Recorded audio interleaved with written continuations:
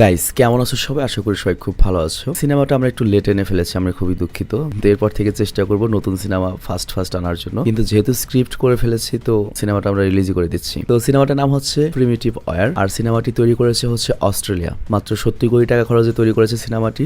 সিনেমাটার ভিএফএক্স বাকি সবকিছু হলিউডের মতোই লাগবে। তো যাই হোক, এই বছরে হলিউডের বাইরে কোন একটা সিনেমা এত বেশি আলোচনা এসেছিল। চলো আমরা খুবই সংক্ষেপে এই সিনেমাটির প্লট, এই সিনেমাটি সম্পর্কে জেনে আসি। তবে তার আগে যদি কোনো ব্রেক থাকে তোমরা এটা স্কিপ করে মূল ভিডিওতে চলে যাও। স্বাগতম প্রিয় বন্ধুরা, তোমরা কি একঘেয়েমিতে ভুগছো? তাহলে মজা পাওয়ার জন্য আজকের বিষয়টি একদম উপযুক্ত তোমাদের জন্য। এখানে তোমরা বিভিন্ন খেলার ফলাফল জানতে পারবে, খেলা সরাসরি দেখতে পারবে এবং ভবিষ্যৎবাণী করার মতো মজার একটি অংশও রয়েছে, যেখানে তুমি অনুমান করতে পারো কোন দল জিতবে, কতটা ব্যবধানে ইত্যাদি। এতে রয়েছে আকর্ষণীয় পুরস্কার জয়ের সুযোগ, বিলাসবহুল গাড়ি, নামি মোবাইল ফোন, কম্পিউটার এবং আরো অনেক কিছু। এটি এমন একটি বিশ্বস্ত জায়গা যেটি পিএসজি এর মতো আন্তর্জাতিক খেলার দলের পৃষ্ঠপোষকতা পেয়েছে, তাই এতে কোনো সন্দেহের সুযোগ নেই। নতুন কিছু খেলার সংযোজন হয়েছে, যেমন দ্রুতগতির চ্যালেঞ্জ খেলা ও মুরগির পথ চলা খেলা, যেখানে সহজেই খেলে আনন্দ নেওয়া যায়। আর হ্যাঁ, যদি তুমি আমাদের প্রচারমূলক সংকেত ব্যবহার করে নিবন্ধন করো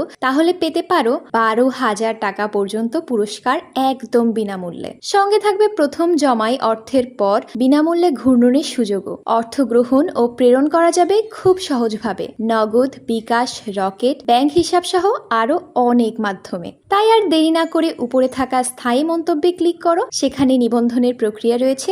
শুধু আমাদের প্রচার সংকেতটি ব্যবহার করলেই তুমি বোনাস পেয়ে যেতে পারো। তো ব্রেক শেষে আমরা মূল ভিডিওতে আসলাম। সময়টা ছিল হচ্ছে 1968 সালের, মানে আজ থেকে মোটামুটি 60 বছর আগের কথা। আর তখন ভিয়েতনামে যুদ্ধ চলছিল। একদিকে আমেরিকান সৈন্য, রাশিয়ান সৈন্য, চাইনিজ সৈন্য মুক্তমুখ ভিয়েতনামিজরা লড়াই করছিল। তো মিশনের সময় ভিয়েতনামের জঙ্গলে, তো এই যুদ্ধের সময় আমরা আমেরিকান কিছু সৈন্যকে দেখি যারা ভিয়েতনামের জঙ্গলে করে একটা মিশন করছিল। তো হঠাৎ করে তাদের উপর কোন একটা কিছু আক্রমণ করে, খুব ডেঞ্জারাস আক্রমণ। আর ওই রাতে ঘন অন্ধকারের সাথে সাথে ব্যাপক বৃষ্টি হচ্ছিল। তো সৈন্যরা বুঝতেও পারছে না তাদের উপর কি আক্রমণ করছে। তারা জাস্ট রেডিওতে একটা সাহায্য চায়, দ্রুত আমাদের থেকে নিয়ে যাও, কিন্তু শেষ রক্ষার হয় না, তারা সবগুলো মারা পড়ে। আর পরের দিন সকালে একটা অফিসার করে কি ভিয়েতনামের সেই জঙ্গলের একটা আর্মি ক্যাম্পে আসে। আর এই অফিসার জান হচ্ছে কর্নেল জেরিকোর সাথে সাক্ষাৎ করতে এবং তাকে গুরুত্বপূর্ণ কোনো একটা তথ্য দিতে এসেছেন। তো কর্নেল জেরিকো অনেক চিন্তিত রয়েছেন, কারণ গতকাল রাতে তার যে একটা গ্রিন ব্যালেট প্লাটুন গিয়েছিল মিশনে, তাদের লাস্ট রেডিও কন্ট্যাক্ট ছিল এটাই, আমাদেরকে বাঁচান, আমাদেরকে এখান থেকে নিয়ে যান। কিন্তু এরপর তাদের সাথে আর কোনো যোগাযোগ করা যায়নি এবং তাদের সাথে কি হয়েছে এটাও কেউ জানে না।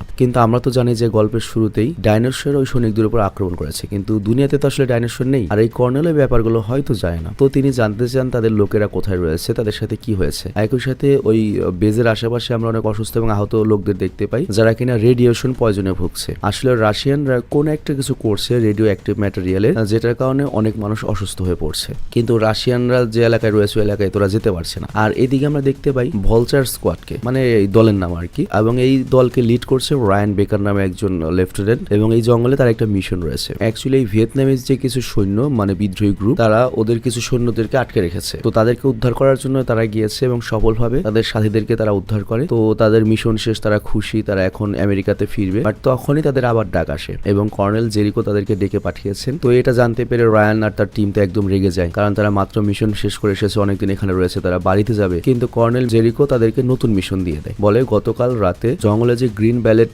প্লাটুনটা গিয়েছিল তাদের সাথে রেডিও কন্ট্যাক্ট মিসিং হয়ে গিয়েছে, আর তোমাদেরকে পাঠানো হবে এটা জানার জন্য ওখানে আসলে কি হয়েছে, এবং তোমাদের কাজ হলো শুধুমাত্র তথ্য নিয়ে আসা, আর যদি পাও ওদেরকে উদ্ধার করে নিয়ে আসবে, কিন্তু কোনো সাধারণ মানুষকে উপকার করতে যাবে না, নায়ক সাজতে যাবে না। তবে এখানে ওই গ্রিন ব্যালেট প্লাটুনকে কেন পাঠিয়েছিল কর্নেল জেরিকো এটা আমাদেরকে বলা হয়নি। তো যাই হোক, এখানে ওই গ্রুপের যে লিডার রায়ান বেকার, সে কর্নেল জেরিকোকে ভালো মতো বুঝায় যে আমার লোকরা এই মিশন করতে পারবে না, কিন্তু তারপরেও কর্নেল জেরিকো বলে আর্মিতে থাকতে হলে এটা করতেই হবে। আর হিরো শাস্তে যেও না, আবার বলছি, তোমাদের খালি খোঁজ নিতে হবে যে ওখানে কি হয়েছে, আর যদি তুমি এই কাজ করতে পারো তোমার নামে যে কয়টা আর্মির কেস রয়েছে সবগুলো আমি মুছে দেবো। তো যাই হোক, তাদের দুজনের মধ্যে ডিল হয়। তো বেকার আর তার টিম তো এই মিশন করতে চায় না, কিন্তু এই মিশন করা ছাড়া আর তো কোনো হাতে রাস্তাও নেই, কারণ কর্নেল নিজে এই মিশন করতে বলেছে। তো তারা সিদ্ধান্ত নেয় দিনের বেলা বিশ্রাম করবে, রাতের বেলা মিশনে বের হবে। আর এইখানে ওদের টিমে মেগুন নামে আমরা একটা লোককে দেখতে পাই, হালকা চুলের কম, তো তার মাথায় অলরেডি সমস্যা হয়ে গিয়েছে আর তাকে নিয়ে বাকি সবাই চিন্তিত, আর এটা হয়েছে যুদ্ধের কারণে আর কি। তো রাতের বেলা কর্নেলের কথা মতো বেকার টিম করে কি সেই জায়গায় আসে যেখানে তাদের ওই টিমটা হারিয়ে গিয়েছে, তাদেরকে খুঁজতে হবে। আর লোকেশনে আসার পরে তারা কাউকেই দেখতে পায় না, তবে একটা পায়ের ছাপ খেয়াল করে যেটা বিশাল বড় একটা প্রাণী। তবে এত বড় প্রাণী কি এখানে আসে নাকি এটা নিয়ে তোর অবাক হয়ে যায়, বা কই থেকে আসলো। আর তখন ওরা একটা পাখির পালক পায় যেটার সাইজ অনেক বড়। তো একসময় ওরা মনে করে এটা উট পাখির পালক, কিন্তু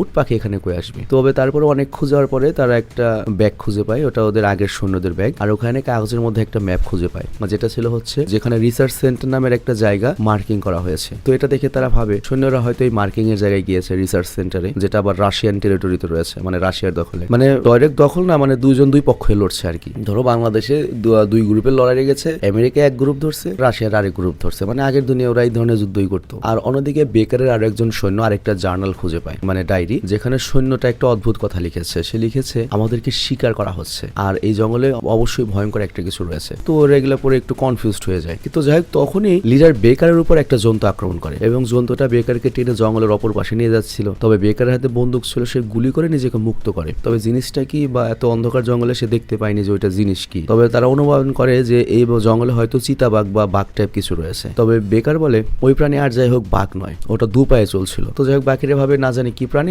এখান থেকে আমরা চলে যাই। তবে মিশন না শেষ না করে তো যেতে পারবে না। আবার জঙ্গলের আরেক সাইডে সোভিয়েত সৈন্যরাও রয়েছে, রাশিয়ান সৈন্যরা, আর তাদের মধ্যে অনিয়ান নামের একটা ভিয়েতনামি মেয়ে রয়েছে, যে হচ্ছে এই লোকাল এলাকার ইনসার্জেন্ট, মানে তারা মার্কিনীদের বিপক্ষে লড়াই করছে, সোভিয়েতদের হেল্প করছে। তো এখানে তারা গুলির শব্দ পেয়ে ওই জঙ্গলের দিকে যেতে শুরু করে। তবে তখনই ওই সোভিয়েত সৈন্যের উপর একটা ডাইনোসর আক্রমণ করে, খুব খারাপ ভাবে তাকে হত্যা করে ফেলে। আর তারপর বাকি সৈন্যরা যখন শৈল খুঁজে পায়, ওরা বুঝতেই পারে না যে ওকে এভাবে কে মারলো, লোকাল ভিয়েতনামিরা মারলো নাকি মার্কিন সৈন্যরা মারলো। আর অন্যদিকে বেকারের টিম হারিয়ে যাওয়া সেই সৈন্যদের খুঁজছে। আর তখন ইলাই, মানে ওদের টিমের একজন, একটা জন্তুর নখ খুঁজে পায়। তো এটা দেখে সে লিডারকে বলে বস এখনো সময় আছে, আমরা চলে যাই। তবে বেকারের কাছে রয়েছে অস্ত্র শস্ত্র, হাইটেক অস্ত্র শস্ত্র রয়েছে, বুঝতেই পারছো গরমটা কি। জিন্সের প্যান্ট আর বুট পরলে যে গরম লাগে, অস্ত্র থাকলে কেমন লাগবে। তো বলে মিশন শেষ না করে যাবো না, সামনে যা আসে দেখা যাবে। তো এরপর তারা সামনে একটা গুহা দেখতে পায় এবং মদনের মতো ঢুকে যায়। আর তাছাড়া ঢুকবেই না কেন, ওই গুহার বাইরে ওরা আরেকটা সৈন্যের ব্যাগ পেয়েছিল, ওরা ভেবেছে হয়তো বাকি সৈন্যরা এখানেই ঢুকেছে। তো এই জন্য ওরা ভেতরে যেতে শুরু করে, কিন্তু ভেতরে যাওয়ার পরে দেখতে পায় খালি লাল লাল চোখ। এবং এইটা ছিল একটা ডাইনোসরের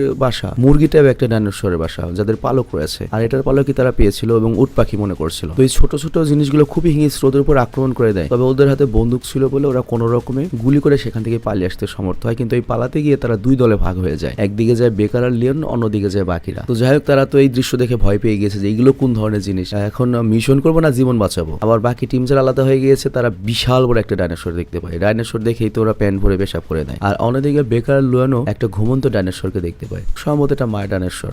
আর তার পাশেই ছোট বাচ্চা ডাইনোসর খেলছিল। তো বাচ্চাগুলো ওদেরকে দেখে ফেলে, যে কারণে ডাইনোসরের ঘুম ভেঙে যায়। আর ডাইনোসর বুঝতে পারছো মা ডাইনোসর, তো সে বাচ্চাদেরকে বাঁচাতে লড়াই শুরু করে এবং দুই দিক থেকে ডাইনোসর দুই দলের উপরে আক্রমণ করে। আর তখন তারা বুঝতে পারে, তারা যখন হেলিকপ্টার দিয়ে এখানে আসছিল তারা বিভিন্ন জায়গায় দেখেছিল যে জঙ্গলের গাছগুলো ভাঙা। তো তারা ভেবেছিল হয়তো বড় কোনো হাতির পাল করেছে, কিন্তু এখন তারা বুঝতে পারছে এগুলো হাতি না রে ভাই, ডাইনোসর তো টিরেক্সরা করেছে। আবার এইদিকে ডাইনোসরের হাত থেকে পালাতে পালাতে সকাল হয়ে গিয়েছে। আর এইদিকে বেকার আর লিওন পাহাড়ের ধারে এসে দাঁড়িয়ে পড়েছে, কারণ সামনে রয়েছে ঝর্ণা, পেছনে রয়েছে ডাইনোসর। তো কি করবে, পেছনে তারা বাধ্য হয়ে নদীতে ঝাঁপ দেয় এবং দেখা যায় ডাইনোসর নদীতে ঝাঁপ দিয়েছে। তো এত কিছুতে লিওন নিজের জ্ঞান হারিয়ে ফেলে। তবে বেকার তার টিমকে ফেলে তো যেতে পারবে না, আর লিওনকে তো বাঁচাতেই হবে। আবার পেছনে ডাইনোসর। তো তখন ওদের সাহায্য করতে একটা মেয়ে এগিয়ে আসে, যে মেয়েটিকে ওরা চেনে না। তো মেয়েটির নাম হচ্ছে সোফিয়া, এবং সোফিয়া ওদেরকে নিরাপদ একটা জায়গায় নিয়ে যায়, যেটা রাশিয়ান সৈন্যদের পরিত্যক্ত বাংকার। আর অন্যদিকে বাকি টিম তো ক্লান্ত হয়ে গিয়েছে, তারাও বেকার আর লিওনকে খুঁজে বেড়াচ্ছে এবং ওদেরকে খুঁজতে খুঁজতে ওরা অনেকবার ডাইনোসরের মুখে পড়েছে। তো ওরা তো অবাক হয়ে যায় যে কিভাবে সম্ভব এগুলো। তবে এখানে কিছু যেগুলো তোমার তৃণভোজী ডাইনোসর, ওগুলো ছিল বন্ধুর মতো, আবার যেগুলো মনে করো যে মাংসাশী, ওরা তো ডেঞ্জারাস। তো ডাইনোসর ওই দুনিয়াতে এসে অবাক হয়ে গিয়েছে,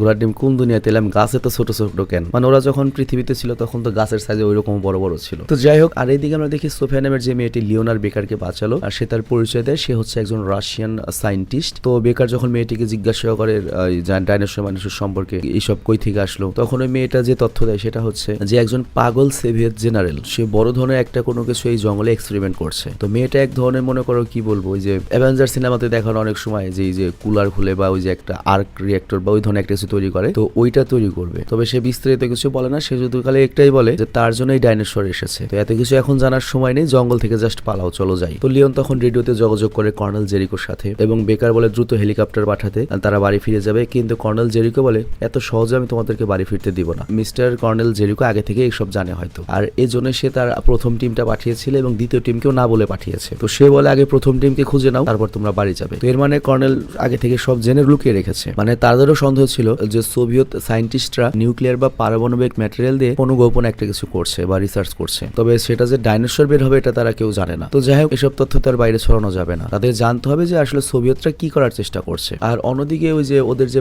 বাকি টিম তারা পড়ে যায় সোভিয়েত সৈন্যদের সামনে এবং এখানে গোলাগুলি শুরু হয়, এখানে একজন আহত হয় ওদের। আবার গোলাগুলি যখন চলছিল শব্দ পেয়ে এখানে উড়ন্ত ডাইনোসররা চলে আসে এবং তারা ওদের উপর আক্রমণ করে এবং তারা সোভিয়েত সৈন্যদের সবগুলোকে মেরে ফেলে। আর এইদিকে যে ভলচার্স যে টিমটা ছিল মার্কিন টিম, তারা তো পালিয়ে আসতে সমর্থ হয় এবং ফাইনালি পালাতে পালাতে লিওনার বেকারের সাথে দেখা হয়। তো এখানে তারা সবাই একত্রিত হয়েছে এবং তারা তো ব্যাপক ভীত, বিপদগ্রস্ত জঙ্গলের চারদিকে রয়েছে। আর তখনই তাদের উপরে উড়ন্ত ডাইনোসর আক্রমণ করে। তো এখানে যে সৈন্যটা অলরেডি আহত ছিল সে আরো বেশি আহত হয়ে যায়, তাকে নিরাপদ জায়গায় নিয়ে যেতে হবে। তো ওই কারণে সোফিয়া আবার ওদেরকে ওই সেই পাশের বাংকারে নিয়ে যায়। তো ওই বাংকারে নেওয়ার পর ওকে প্রাইমারি চিকিৎসা দেওয়ার পরে সোফিয়া বলা শুরু করে তার স্বামীও একজন সায়েন্টিস্ট ছিল যাকে ওই জেনারেল মেরে ফেলেছে এবং তিনি এখানে এসব এক্সপেরিমেন্ট চালাচ্ছেন। আর আমি আর আমার স্বামী প্রশ্ন করার কারণে আমার স্বামীকে মেরে ফেলা হয় আর আমি কোনো রকমে আমার জীবন নিয়ে পালিয়েছি। আর এখানে শুধুমাত্র আমি নই, আরো অনেক সোভিয়েত সৈন্যরা রয়েছে যারা জেনারেলের সাথে বিদ্রোহ করেছে এবং তারা আলাদা হয়ে বর্তমানে ঘুরছে। তো সোফিয়ার কথা শুনে বেকার বুঝতে পারে একটু আগে যে সোভিয়েত সৈন্যদের সাথে ওদের লড়াই হয়েছে তারা মূলত জেনারেলের সাথে বিদ্রোহ ঘটেছে, তারা মূলত জেনারেলের বিরুদ্ধের লোক। কিন্তু যেহেতু তারা একজন আমেরিকান আর একজন রাশিয়ান যুদ্ধ মাঠে আছে, এজন্য সামনাসামনি পরে গোলাগুলি করেছে, কিন্তু ব্যাপারটা ওরা আসলে একদলেই ছিল আর কি। তো যাই হোক, এখানে সোফিয়া বলে তার স্বামী একজন নিউক্লিয়ার সায়েন্টিস্ট এবং তাকে সায়েন্টিফিক এক্সপেরিমেন্টের জন্য এখানে আনা হয়েছিল, সাথে সেও এসেছিল। তো বেকার এটা শুনে অবাক হয়ে যায় এবং বলে জঙ্গলে তো যুদ্ধ চলছে, এখানে আমার রিসার্চ কেন করবে? সোফিয়া বলে ওই জেনারেল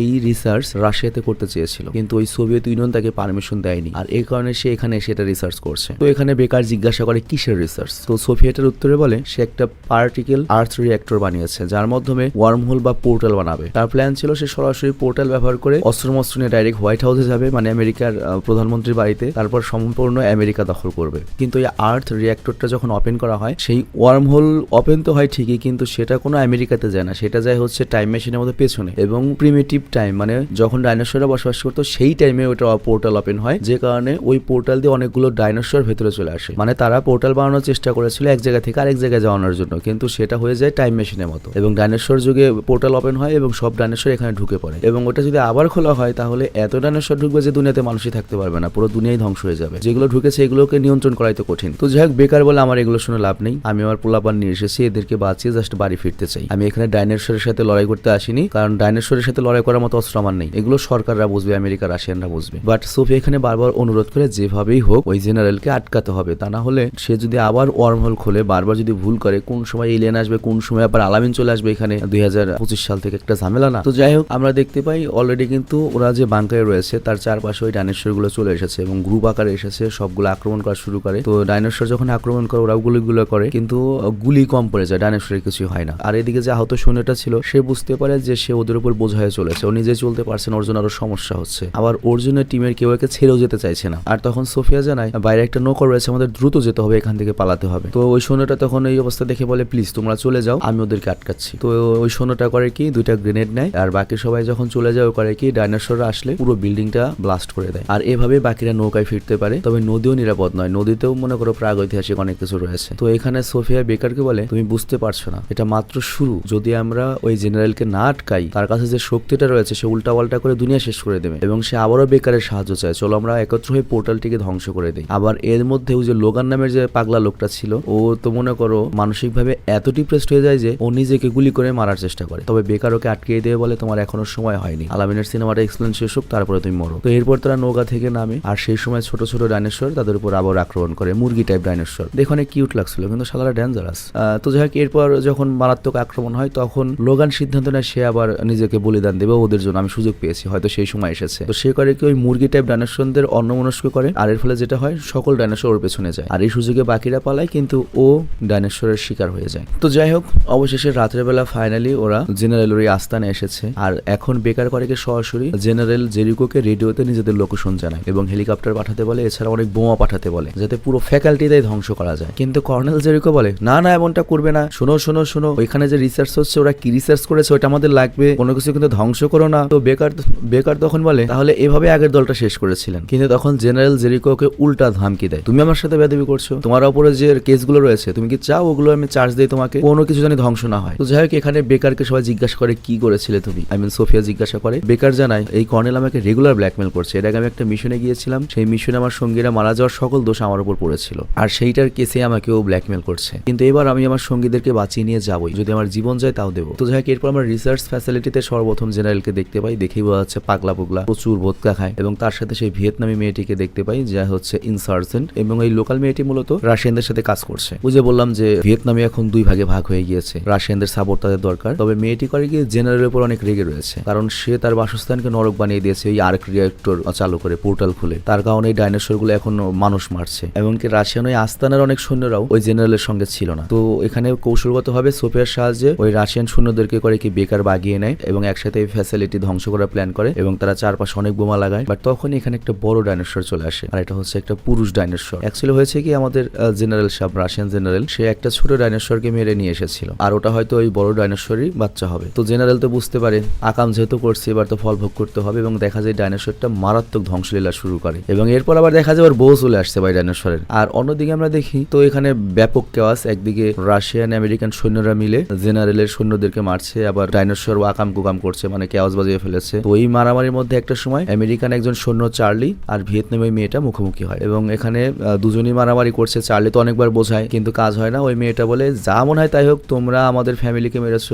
আমেরিকানরা, তোমাদের সাথে আমি লিয়াজে করবো না, মরলে মরবো। তো চার্লি যখন কোনো উপায় পায় না, ওর হাতের গ্রেনেডটা ব্লাস্ট করে দেয়, কারণ ওরা দুজনই মারা যায়। আর এর সাথে যেসব জায়গায় ওরা বোমা লাগিয়েছিল সেগুলো ব্লাস্ট করে, মানে কিছুটা ব্লাস্ট করে। তবে এইটাই জেনারেল বুঝতে পারে যে তার সময় শেষ। তবে সে একা মরবে না, সে সবকিছু নিয়েই মরবে। সে না থাকলে দুনিয়াও থাকবে না, মানে ওই যে রাশিয়ান একটা মিথ আছে না, ডেড হ্যান্ড, আমরা রাশিয়ানরা না থাকলে দুনিয়া থাকতে দেব না, এরকম মেন্টালিটি। আর সোফিয়াও তো জানে ওই লোকটা পাগল। তো যাই হোক, এই হারামজাদা করে কি এখন আবার ওই ওয়ার্ম হোলটা খুলতে চায়, মানে পোর্টাল খুলবে যাতে আরো গ্যাঞ্জাম কিছু বাজে, কিন্তু ওইটা খোলার আগে তাকে তো থামাতে হবে। মেশিনও চালু হয়ে গিয়েছে, তো ওরা তো সবাইকে আটকাতে পারে, কিন্তু মেশিন কিভাবে বন্ধ করতে হবে এটা তো যায় না সোফিয়া। আবার অন্যদিকে কর্নেল জেরিকো আদেশ দিয়েছে ফ্যাসিলিটির যেন কোনো ক্ষতি না হয়, সে তার পুরো টিম নিয়ে আসছে, তাদের এই ফ্যাসিলিটিটা লাগবেই। ওরা কি গবেষণা করছে ওই টেকনোলজিটা লাগবে। বাট ততক্ষণ অনেক দেরি হয়ে গিয়েছে। আমরা দেখতে পাচ্ছি ছোট পাখনাওয়ালা ডাইনোসর গুলো ভেতরে আক্রমণ করেছে, যেটা সবচেয়ে ডেঞ্জারাস, ছোট হলেও বিন্দুমরিচের ঝাল বেশি, এবং জেনারেল সাহেবও ওই ডাইনোসরের হাতে মরে, এবং প্রত্যেকটা সৈন্য মনে করে এদের ধ্বংসলীলা দেখে যান বাঁচিয়ে পালানো শুরু করে। বেকারও বুঝতে পারে তার হাতে সময় নেই, এদের হাত থেকে বেঁচে ফেরা সম্ভব নয়। আর তাছাড়া সে প্রমিস করেছিল সে তার টিমকে বাঁচাবে, তো এই জন্য সে ডাইনোসরদের আটকিয়ে রাখে তার সাথীরা পালানো পর্যন্ত। আর তারপর যখন সবাই পালিয়ে যায়, সে করে কি পুরো ফ্যাসিলিটিটা ধ্বংস করে দেয়, এবং এর ফলে কি হয়,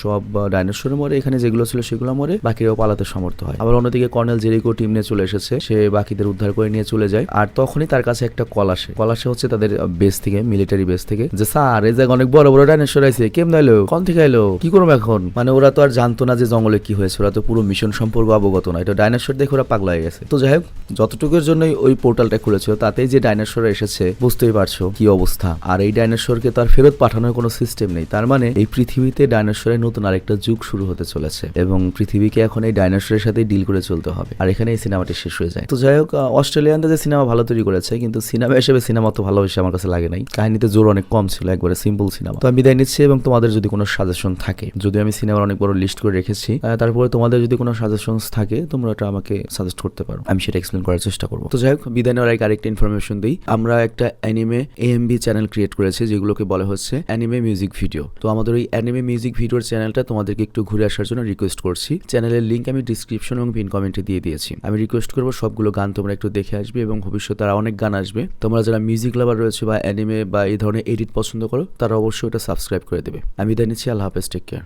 Energy waves like neon light. Every fight ends when I take flight. Sukunas smiles, but deep inside, he knows the king can never hide. I'm the strongest, no get no time to shit. Break the